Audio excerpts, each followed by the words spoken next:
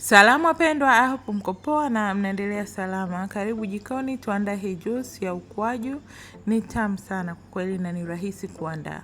Utachukua ukwaju wako kiasi au vile unavyotaka kuandaa juice yako, kisha utaongeza iliki, utaongeza tangawizi mbichi pamoja na mdalasini. Iliki kama kawaida mimi nimetumia za kijani. Baada ya hapo utaongeza maji, finika kisha acha kama dakika 5 hivi uchemke kama hivyo.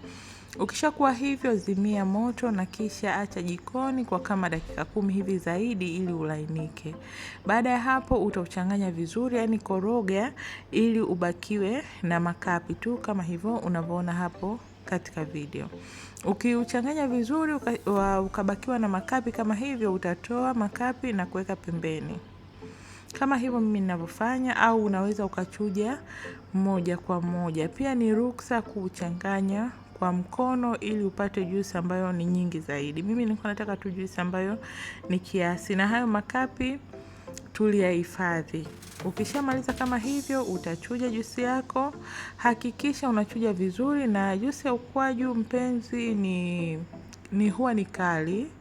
Kwa hivyo utaongeza maji kadri uwezavyo wewe. Kwa mfano huu ukwaju hapa ambao mimi nimeuchuja ulitoa juice ambayo ni nyingi sana tu.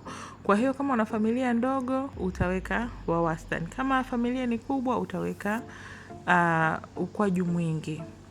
Baada ya hapo chuja vizuri, na unaweza kuongeza maji kadri upendavyo kama nilivyokuelekeza huko nyuma.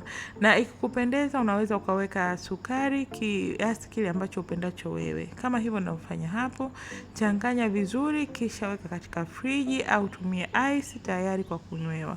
Kama unapenda hii recipe mpendwa, usisite kujaribu kwani ni nzuri sana na ni rahisi mno. Yaani unaandaa ndani ya dakika chache sana.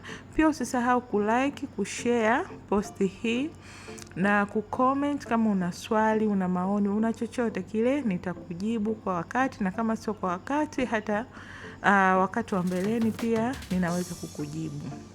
Na kubwa kuliko yote, usiache kusubscribe kwani ni support pekee ambayo unaweza ukanipa kwa wakati huu. Baada ya hapo unaweza ukaserve juice yako kama hivyo. Mimi niliamua kudecorate glasi yangu kama unavyoona hapo, na watu walienjoy sana. Tulisindikiza pamoja na pilau. Hadi wakati mwingine wapendwa, ninawapenda sana na shukran. Na bila kusahau usiache kujaribu hii recipe. Ninakuhakikishia hautojutia. Asante.